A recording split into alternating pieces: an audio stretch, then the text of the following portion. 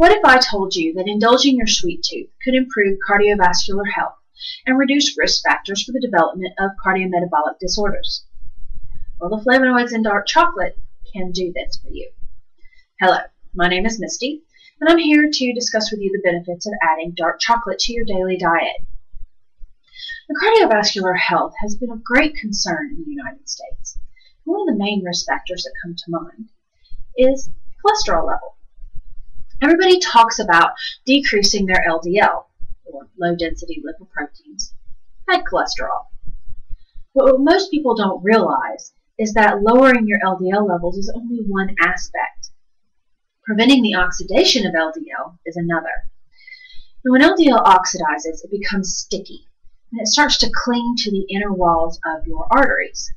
This, combined with platelet aggregation, are two of the main risk factors for development of atherosclerosis, which is the hardening and narrowing of your arteries. This is where the antioxidant properties of the flavonoids in dark chocolate come into play. They prevent the oxidation of LDL, and they inhibit platelet aggregation. Another action of these antioxidants is that they increase the bioavailability of nitric oxide.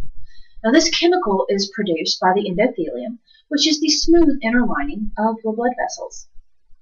And its main action is to increase the diameter of your blood vessels, therefore helping to decrease your blood pressure.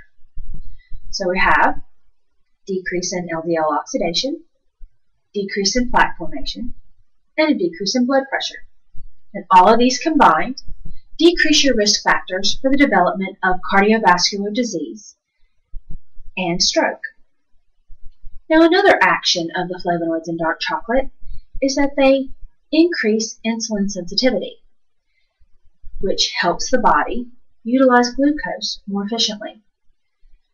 Lowered insulin sensitivity levels are one of the main risk factors for the development of type 2 diabetes. So these benefits impact two of the major health problems facing Americans today. Now, I have come across a few problems in trying to convince people to include dark chocolate into their diet. One of the main things I hear is, oh, it's too bitter. I don't really like it. I prefer milk chocolate. It's much smoother, a little bit sweeter. It just tastes better. Okay. Well, that strong flavor that you're getting is from the flavonols. And in order to disguise or alter this flavor, milk chocolate has a lot of added fats and a lot of added sugars. Also, studies have shown that the milk in the milk chocolate may inhibit intestinal absorption of the flavonoids. Next group I came across, they took this information and said, oh, this means I can eat as much chocolate as I want. Well, not exactly. As with any kind of food, moderation. Everything needs to be done in moderation. And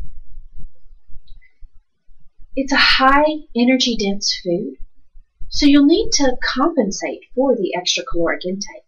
It's not a free food.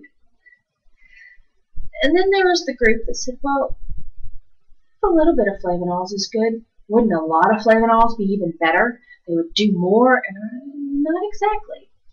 All the studies I read showed that there was no increased benefit to eating large amounts of chocolate. The antioxidant capacity didn't get any better by indulging in huge amounts. Plus, there was also information that stated that high doses of polyphenols can actually be cytotoxic to liver cells. Now, polyphenols, those are the protective chemicals found in plants. And they're the same thing as flavonoids. They're the antioxidants. So, as long as you keep your chocolate intake to a moderate level, then it appears that the benefits outweigh any problems.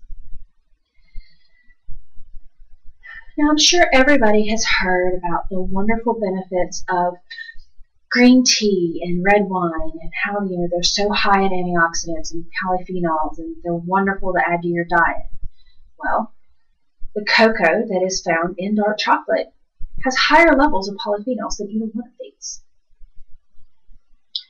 And dark chocolate is also contains cocoa butter as its main fat.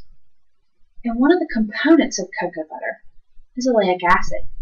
Now, oleic acid is the monounsaturated fat that is found in olive oil. Everybody hears about how wonderful olive oil is for you. There's also little to no added sugar in dark chocolate, whereas with milk chocolate, you have lots of added sugar, and they usually add butter fat. Now, as little as a half an ounce of dark chocolate can increase antioxidant capacity by 4%. And after all, half an ounce isn't that much. It's only about this much right here. So it's not very thick. Usually, if you have a candy bar that's scored into pieces, usually 2 squares, and you sometimes buy them already pre-wrapped in half-ounce pieces. Now you're going to say, well, if you can't, I just can't eat it plain. I just can't do it. Well, mix it with your oatmeal. Put in a dash of cinnamon. Cinnamon's good for you too. Or make hot cocoa with it using almond milk. Then you don't have to worry about the milk inhibiting your absorption, and it's actually pretty tasty. So all of these benefits to cardiovascular health should be more than enough to convince you of that adding dark chocolate to your diet is a good thing. And this decision should be very easy to make.